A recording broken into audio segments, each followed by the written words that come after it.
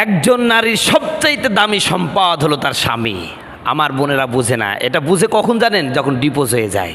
ওরা মনে করে যে আমার বাপের বাড়ি আছে, কিন্তু মেয়েরা বিবাহিত হওয়ার পরে, বিয়ে হয়ে যাওয়ার পরে বাপ মা এই মেয়ের, যেই মেয়েটা তাদের কলিজার টুকরা ছিল, এই মেয়েটাকেও বুঝা মনে করে। বুঝে কখন? ওই যে ডিভোর্স হয়ে যখন বাড়িতে যায়, দেখে ভাবিরাও দেখতে পারে না, নিজের আপন ভাইটাও দেখতে পারে না, আর মা বাপ তো দেখতেই পারে না, এমন একটা অবস্থা হয়ে যায়। এই জন্য বলছি, একজন বোন, আমি আপনাকে বলছি, আপনার সবচেয়ে বড় দামি সম্পদ হলো আপনার স্বামী।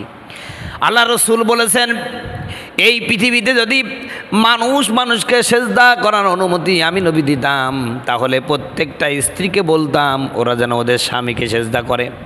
তাহলে স্বামী কত বড় সম্পদ।